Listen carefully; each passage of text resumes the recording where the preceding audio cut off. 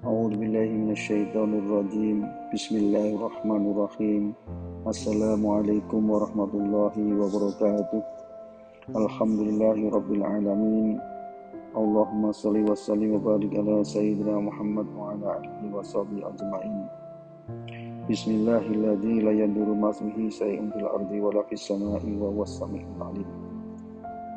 Kita masuk pada kalimat yang ke-29 dari Hikam. Syekh Ibnu Athaillah mengatakan, betapa jauh bedanya antara orang yang berdalil bahwa adanya Allah menunjukkan adanya alam, dan orang yang berdalil bahwa adanya alam menunjukkan adanya Allah. Orang yang menyatakan bahwa adanya Allah menunjukkan adanya alam adalah orang yang telah mengenal al-haq, mengenal Allah dengan kepatutannya. Karena itulah ia menetapkan keberadaan alam ini dari keberadaan pangkal zat yang membuatnya ada. Sementara itu, yang berdalil bahwa adanya alam menunjukkan adanya Allah adalah orang yang belum sampai kepadanya. Sebab sejak kapan Allah itu gaib sehingga dia harus dibuktikan dengan wujud alam, dan kapan Allah itu jauh sehingga semesta ini harus menjadi pengantar menujunya. Syekh Sarkawi mengatakan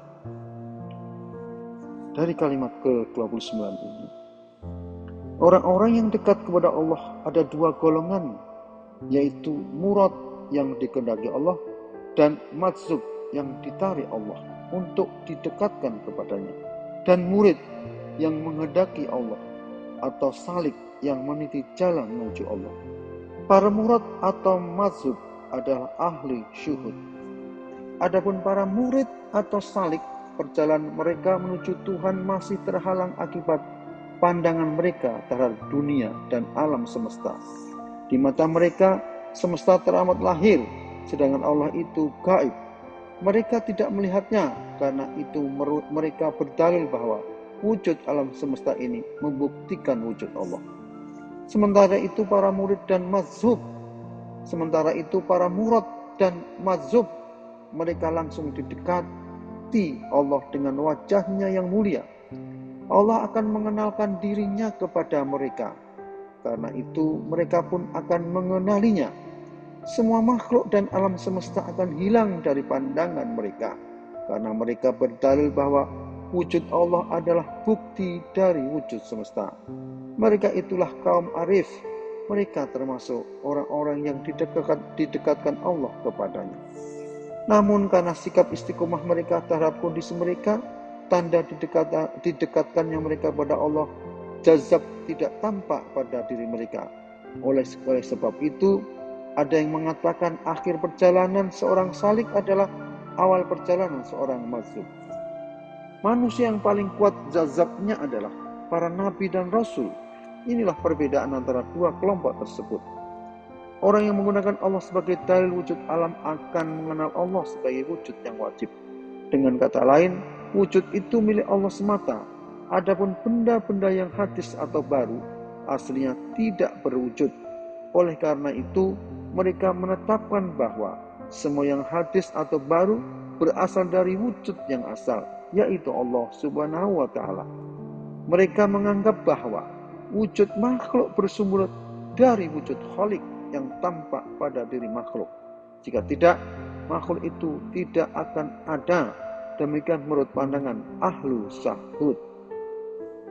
Berbeda halnya dengan orang yang menggunakan alam untuk membuktikan wujud Allah, yang menggunakan sesuatu yang tidak diketahui majhul sebagai dalil untuk membuktikan perkara yang sudah diketahui maklum, menggunakan ketiadaan Adam untuk membuktikan keberadaan wujud, atau menggunakan perkara yang tersembunyi khafi untuk membuktikan hal yang lahir dan nyata. Hal itu dikarenakan adanya hijab pada diri orang tersebut, sehingga ia lebih suka menerusi sebab-sebab daripada mencari sang pembuat sebab. Sejak kapan Allah gaib sehingga dia harus dibuktikan dengan sesuatu yang hadir? Sejak kapan Allah jauh sehingga alam semesta inilah yang akan mendekatkan kita kepadanya? Padahal alam semesta ini tadinya tidak berwujud. Demikian pertanyaan yang diajukan oleh para ahli syuhud. Sementara itu orang-orang mahjub yang terhalang darinya menjadikan alam semesta sebagai bukti wujud Allah. Mereka terbagi ke dalam dua golongan, yaitu kaum awam dan para salik yang belum mencapai maqam ahli syuhud. Assalamualaikum warahmatullahi wabarakatuh.